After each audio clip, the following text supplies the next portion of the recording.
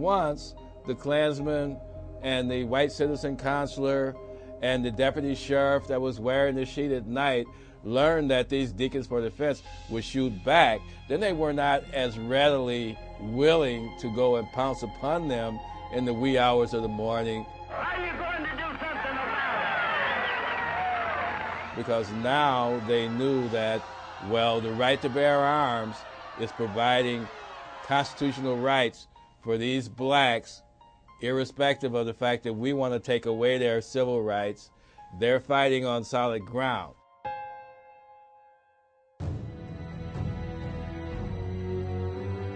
The effectiveness of the deacons in deterring violence was so great that Dr. Martin Luther King and Floyd McKissick of CORE hired the deacons to protect the marchers from Klan aggression in the 1966 March Against Fear. The very effect of armed resistance in the name of civil rights is what really cast a new enthusiasm into the civil rights movement at a critical time.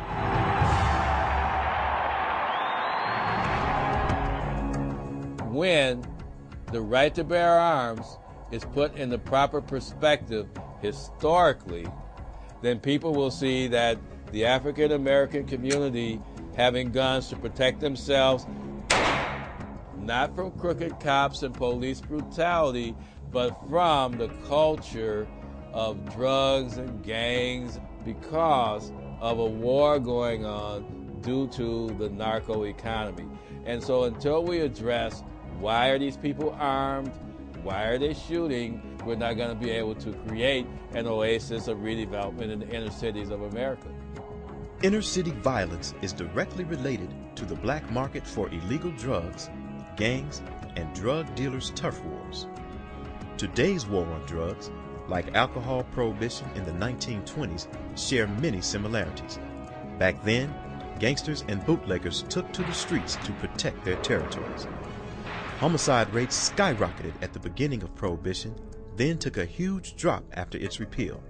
Homicide rates again spiked in the early 1970s when President Nixon declared America's war on drugs. More than 35 years later, homicide rates in America's inner cities fluctuate but continue to peak. We've got to stop the demonization of guns. We've got to encourage law-abiding citizens to arm themselves. And then we have to circulate that information throughout the high crime areas. Government-published facts speak volumes on the effectiveness of armed citizens.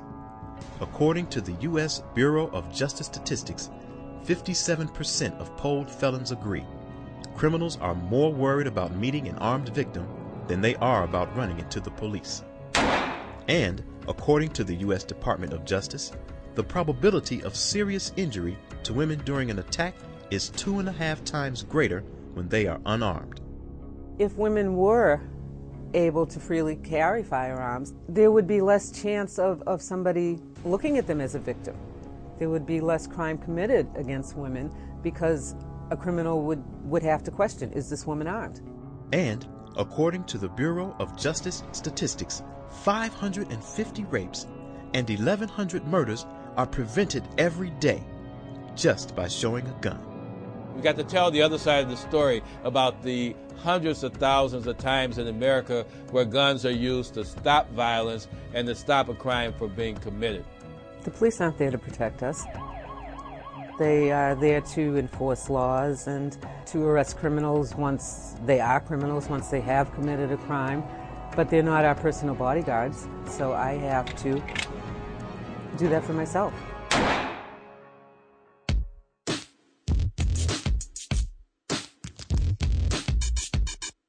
No matter how many gun control laws they put into effect, no matter how much they try to restrict it, even if they make it illegal for anybody to own guns, there's going to be a black market. The community does not get safer when the criminals are told there's no guns available on the part of law-abiding citizens. People are going to have access to firearms, and the ones that are going to have them are going to be the criminals. That's like an open season for crime. It's just like drugs are illegal, and it's a booming business.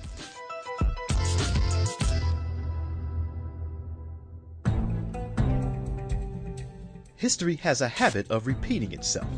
Now, as it was back then, politicians and community leaders wrongly claim less guns means less violence. Now, as it was back then, politicians and community leaders wrongly misguide the public in believing that the police and not the community can best provide protection, even though the Supreme Court has publicly stated that state and local governments do not have an obligation to protect citizens from criminal harm. Guns are a convenient target that disingenuous civil rights leaders and politicians hide behind because they don't want to address the real problem, which is why are all the black youth dropping out of high school and getting guns. Gun control advocate Sarah Brady, wife of James Brady, whose name is on the 1993 Brady Bill Violence Protection Act, purchased her own son a high-powered rifle. I think they're misguided, and I think it's a hot issue. We can always get a bunch of politicians. Well, here's the mayor, here's the alderman, here's the state rep, here's the president of the Senate. They'll always come out to a press conference where they can put on a shirt and a tie and insinuate that they're there to protect the children. It resonates with voters. It's something that's unquestionable in terms of its merit, and it's something that's patently wrong in terms of the gun control issue, because gun control does not protect the children. Fact is, a child up to the age of 14 is 4 times more likely to drown, 4 times more likely to die in a fire, and 13 times more likely to die in an auto collision than from a firearm accident. And that's a message that has to be driven home.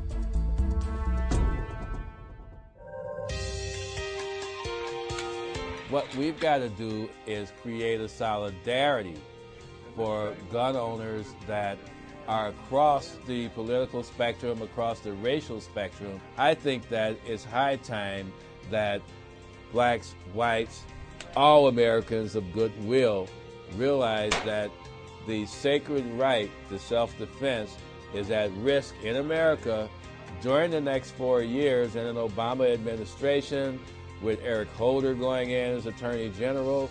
Why? Not because they're bad people, but because their philosophy is such that drying up the availability of guns will create greater safety. So I think that what we're looking for is not to be found with gun control, but can only be found when citizens take it upon themselves to protect themselves and their property.